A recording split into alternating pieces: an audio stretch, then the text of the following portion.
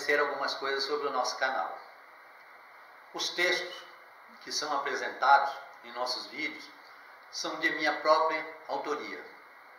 Eu sinto a inspiração de escrever sobre algum tema específico, então eu escrevo. Geralmente isso acontece de madrugada, quando eu estou tranquilo, né, o ambiente está em silêncio, então eu tenho essa inspiração e escrevo esses textos. Eu leio os textos durante o vídeo. Por quê? Porque o tempo, né, do vídeo no YouTube é curto, né? Se o vídeo for longo demais, as pessoas se cansam e perdem um pouco o interesse, né? Eu falei isso por mim, né? Vídeos de mais de meia hora, realmente eles são cansativos, ok? E como eu muitas vezes falo sobre alguns temas, né, em vários vídeos, se houver alguma coisa eu acrescento em outro vídeo. Então, para dizer tudo aquilo que eu quero dizer sem distrações, eu leio o texto e comento quando eu acho necessário que haja algum aprofundamento nos esclarecimentos. Ok? Olá, amigos, que bom vocês por aqui. Mas antes de mais nada, dê o seu like, se inscreva no nosso canal, pois isso é muito importante para nós. Então, sem mais delongas, vamos ao vídeo de hoje. Conversando com um ateu. Quando alguém não crê em Deus, a primeira coisa que ele diz quando você fala em Deus é: prove que Deus existe. Me dá vontade de dizer: espera aí um pouquinho, que eu vou chamar ele para você.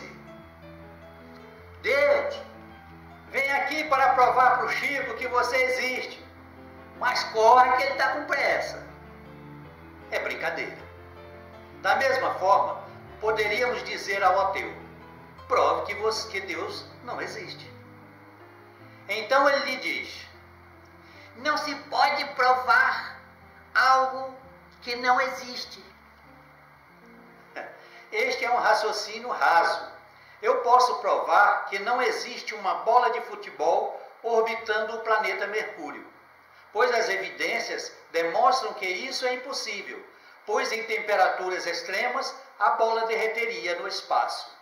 A bola explodiria também devido à diferença de pressão, e nenhum foguete colocou uma bola na órbita de Mercúrio.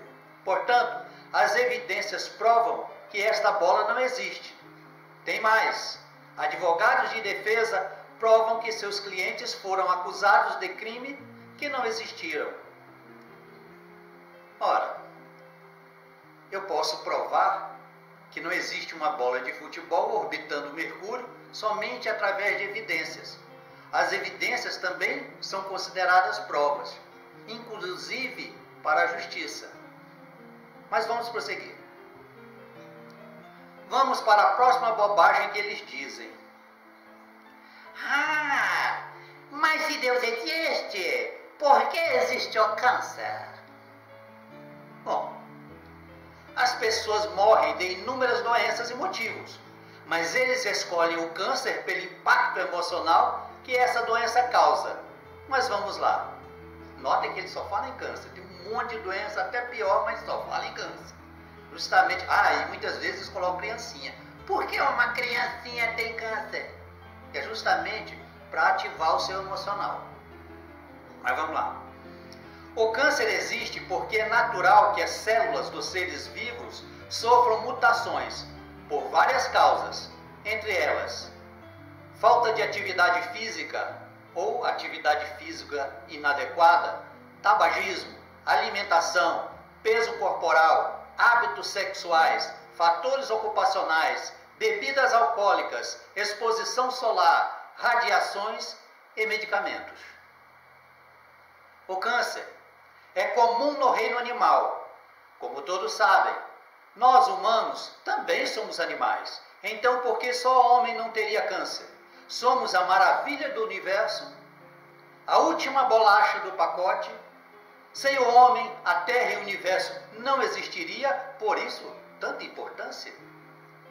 Ora bolas, não somos melhores que uma abelha e uma minhoca, sem as quais morreríamos de fome.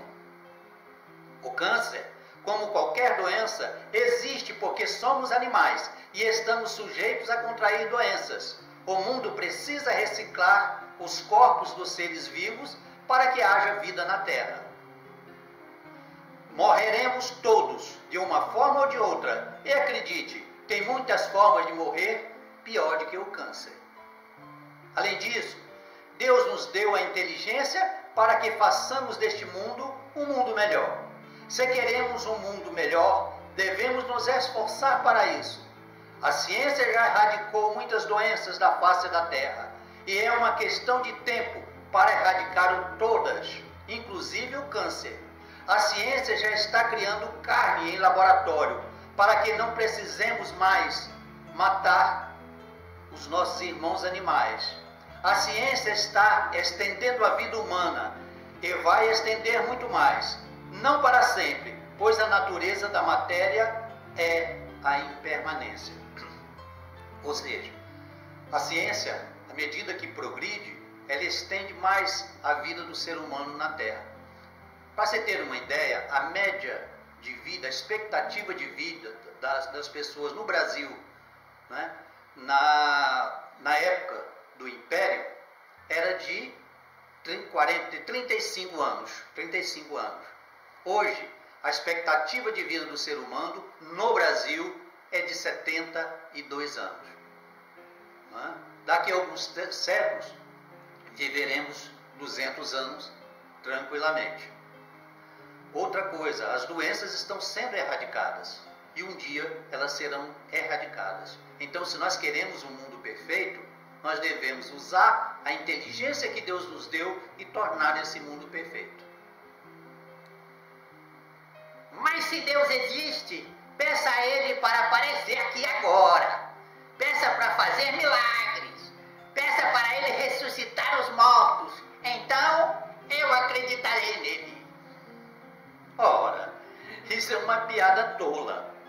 Em existindo um Deus, ele se sujeitaria a burlar suas próprias leis naturais para provar sua existência a um simples ser humano insignificante, prepotente e tolo?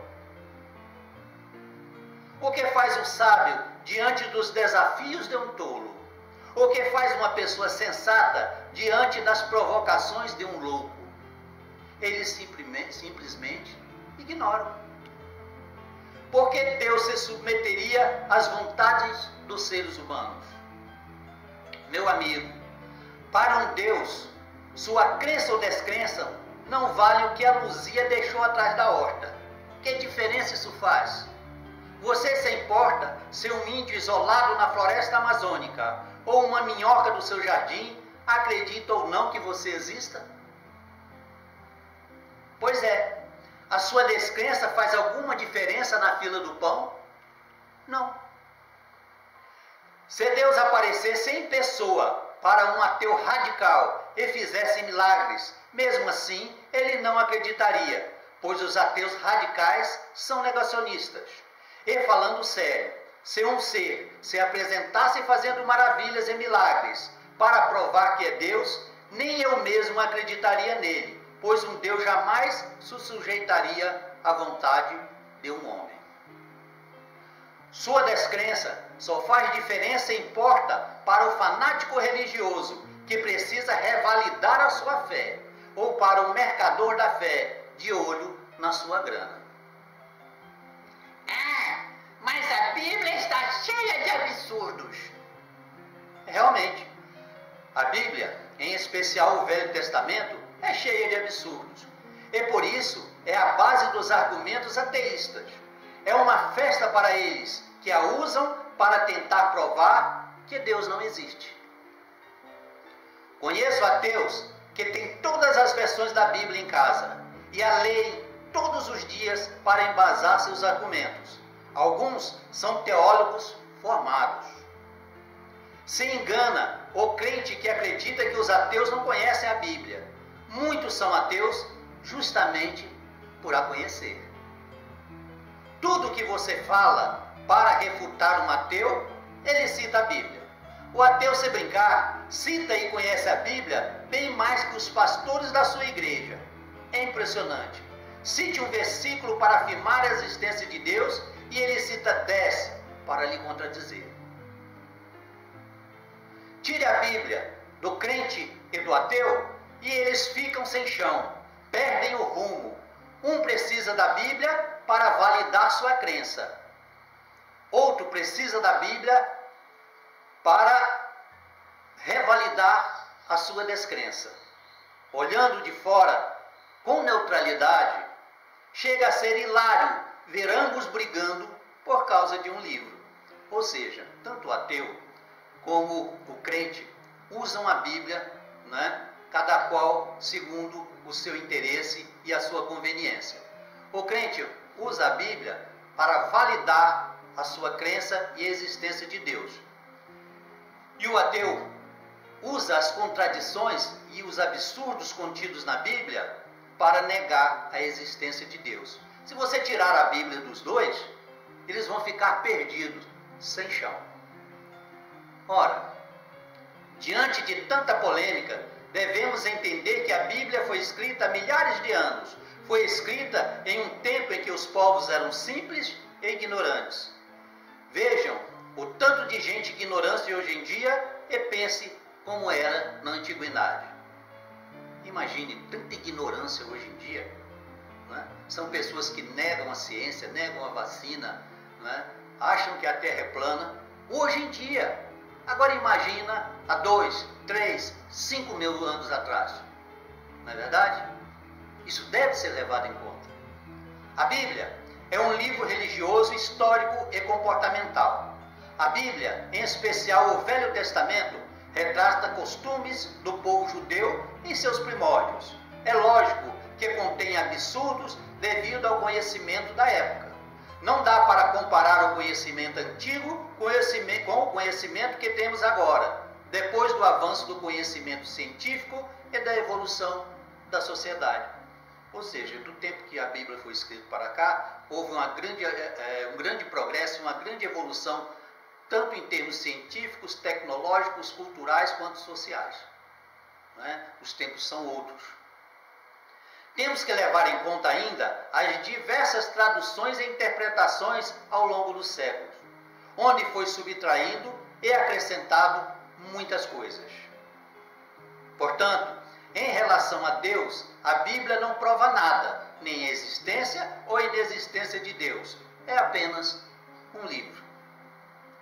A crença em Deus faz parte da natureza humana, desde a pré-história, quando o homem adquiriu a consciência. A crença em Deus para o homem é instintiva, e como não compreendemos, o associamos a nós, como se ele fosse um ser humano, como nós, só que superpoderoso.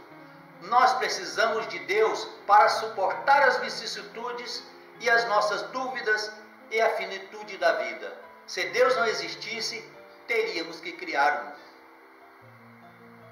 Ou seja, Deus nos conforta, nos auxilia, né, a suportar, né, as infelicidades da vida, os desgostos, as decepções, a morte de pessoas queridas, né, e o nosso fim. Né? Pois nós somos o único animal que sabe que vai morrer um dia. Então, Deus nos ajuda tudo isso, né? De diversas formas, mas principalmente em nossa mente e em nosso interior.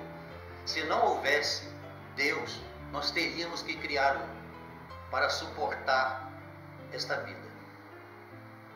Os peixes nadam, as aves voam e o homem acredita em Deus. Quem diz que não acredita é apenas um rebelde, lutando contra a sua própria natureza. Ou seja, é natural do homem acreditar em Deus. Você pega os homens das cavernas, né? Você encontra nas cavernas, lá nas paredes das cavernas, né, a imagem de deuses. De Deus ou de deuses. Então, o homem, ao adquirir a consciência de si mesmo, ele automaticamente intuiu a existência de Deus. É nato, faz parte da nossa natureza. Já os que acreditam sem o sentir plenamente em seu íntimo, creem a seu modo e precisam convencer os outros para revalidar o que acredita. Ou seja, cada um acredita em Deus a seu modo, de acordo com a sua percepção e de acordo com as suas experiências de vida. Mas muitos, que não conhecem Deus em seu íntimo, o Deus verdadeiro em seu íntimo, acredita que deve impor ou convencer os outros, que o seu Deus é o verdadeiro, para que ele possa revalidar a sua crença. Quanto mais pessoas acreditam no mesmo Deus que ele, mais aumenta a sua fé. E o contrário também. Quanto mais pessoas duvidam, mais ele no íntimo também duvida. Ele não tem a autoconfiança, ele não conhece Deus em seu íntimo. Outros precisam que os outros acreditem em suas crenças como profissão, ou como um meio de enganar as pessoas e lhes tomar dinheiro. São aquelas pessoas, aqueles enganadores, falsários, pilantras e desonestos, charlatões, que necessitam da crença em Deus, mas é o Deus que eles impõem. Eles se dizem intermediário de um Deus, que lhes pede dinheiro, lhes pede obediência cega, conversa fiada. Nem mesmo esses acreditam no Deus que eles pregam. Quem acredita realmente em Deus e tem sabedoria, não tem necessidade de fazer com que as outras pessoas acreditem como ele acredita.